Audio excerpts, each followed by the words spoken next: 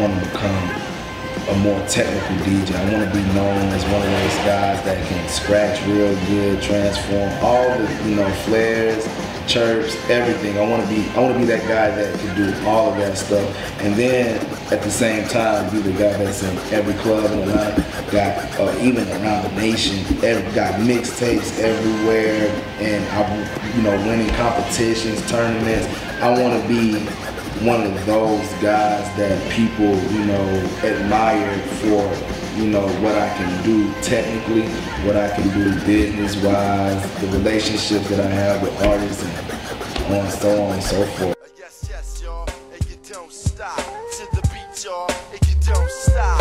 Yes, yes, y'all, and you don't stop. 1, 2, y'all, and you don't stop.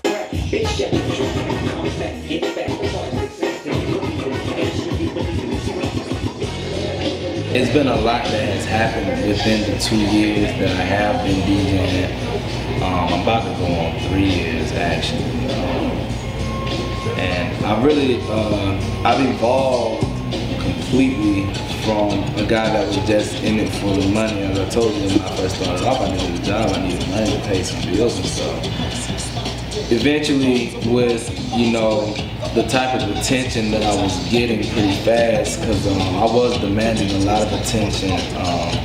I wanted to be known as the new kid, you know, on the block and everything. And, even though it was a bit premature with the skill level I was at,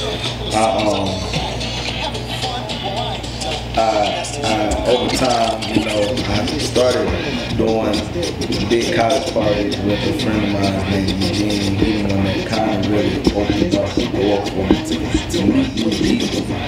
And after that, you know, I had got a manager and everything. He was a friend of mine, and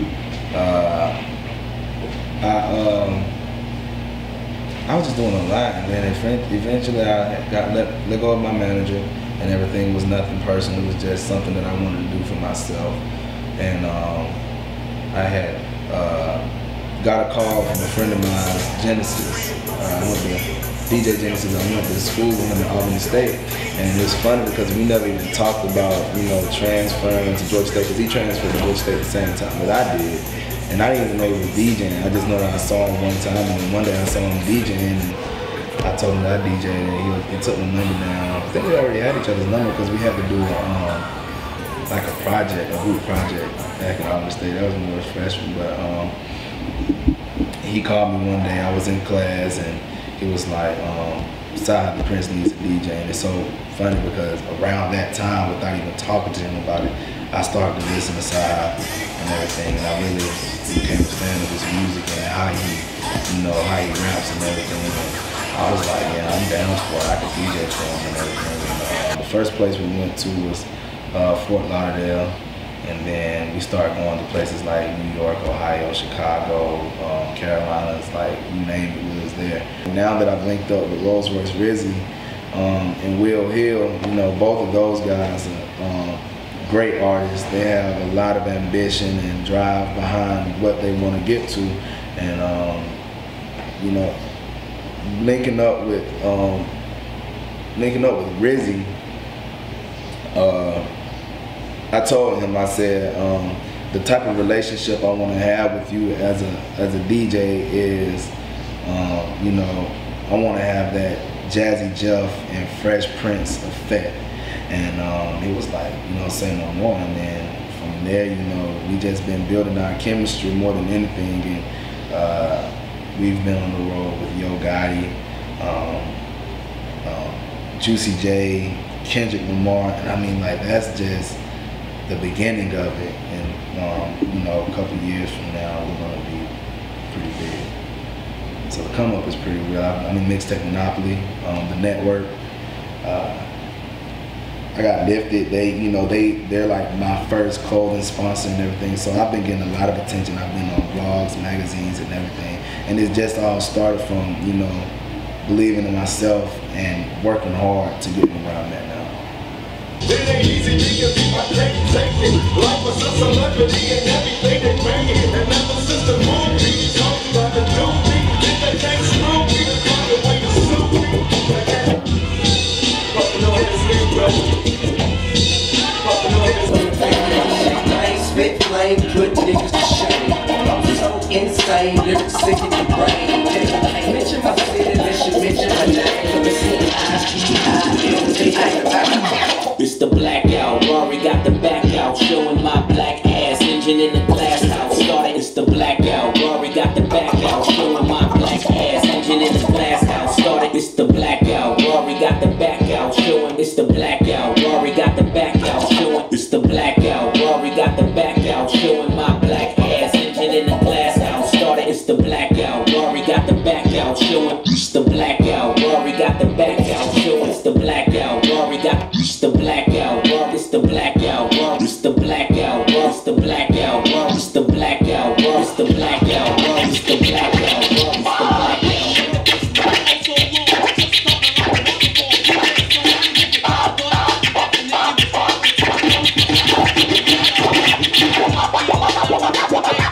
I practice like every day. It's been a minute since I practiced because I don't know, I've just been doing so many other things like producing, making mixtapes.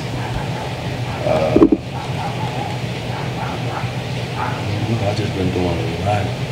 But sometimes it's DJing, like sometimes I lose myself in DJing. Yeah, I can be in the worst mood and then I can just start spinning.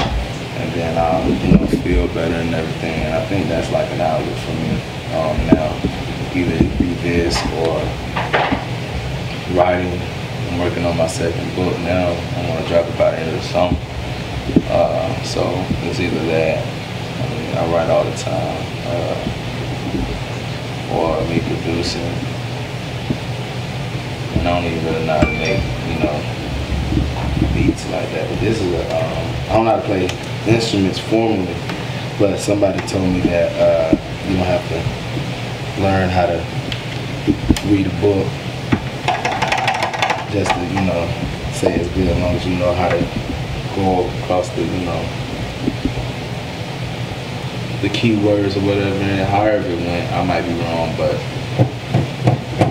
this is DJing for me, writing and all that stuff. It just makes me feel better. This is another beat I made. If it loads up.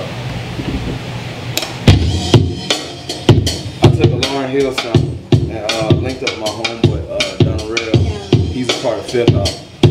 Some guys have been known since high school.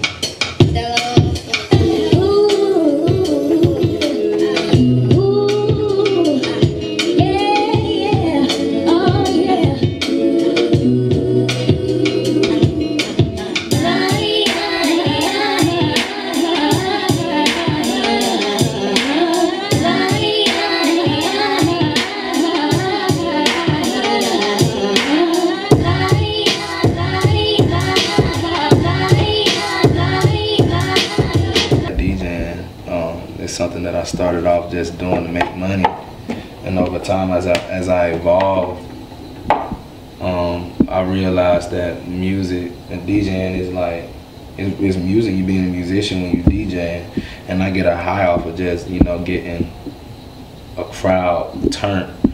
I mean, the biggest crowd I've probably rocked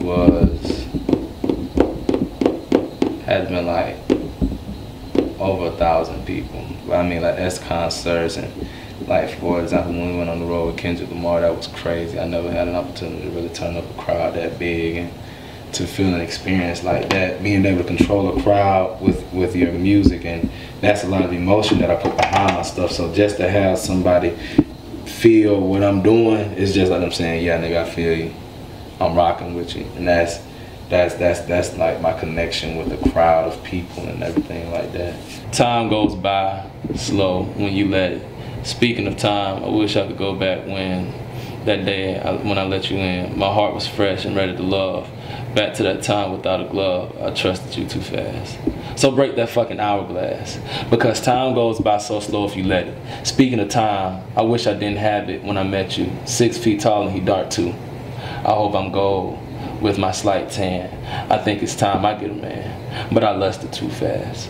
Break that fucking hourglass, because time goes by so fucking slow if you let it. Speaking of time, I didn't have it when we broke up. Then again and again. I had enough time for days. I kept asking myself why I stayed. STD 1, 2, 3, and 4. Sleepless nights when I couldn't cry anymore. Why do I keep letting this nigga hurt me for? Because I